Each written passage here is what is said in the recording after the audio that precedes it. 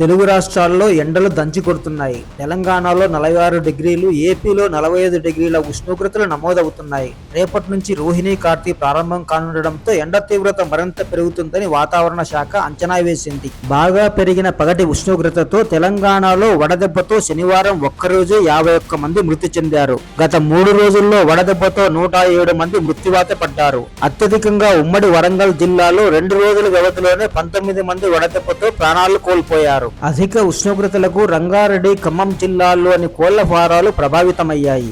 వందలాది కోళ్లు చనిపోయాయని అధికారులు తెలిపారు. తమకు నష్టపరిహారం చెల్లించాలని పౌల్ట్రీ నిర్వాహకులు కోరుతున్నారు. మహబూబాబాద్ లోని ఇరిగేషన్ కార్యాలయం ఆవరణంలోని చింతచెట్టుపై ఉన్న వందలాది గబ్బిలాలు ఎండ తీవ్రతతో మృత్యువాత పడ్డాయి. వాటిని తొలగించి భూమిలో పాతిపెట్టారు పారిశుద్ధ్య కార్మికులు.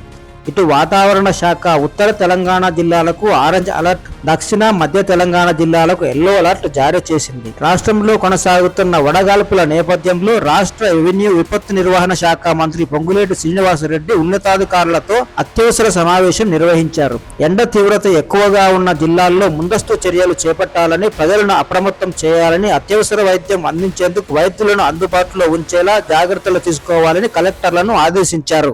ఇటు మృతుల కుటుంబాలకు 4 లక్షల చొప్పున ఎక్స్గ్రేషియా చెల్లించాలని ముఖ్యమంత్రి రేవంత్ రెడ్డి ఆదేశించారు. Telangana integrated command control centre ఎండ వేడిని సూచిస్తూ తీసుకోవాల్సిన జాగ్రత్తలను సెల్ ఫోన్లకు మెసేజ్లను పంపుతోంది. అత్యవసరమైతే తప్ప మధ్యాహ్నం 12 గంటల నుంచి సాయంత్రం 4 గంటల మధ్య బయటకు వెళ్లవద్దని వైద్యులు సూచిస్తున్నారు. డీహైడ్రేషన్ నివారణకు ఎక్కువగా నీళ్లు, నిమ్మరసం, మజ్జిగ, కొబ్బరి నీళ్లు తీసుకోవాలని సలహా ఇస్తున్నారు.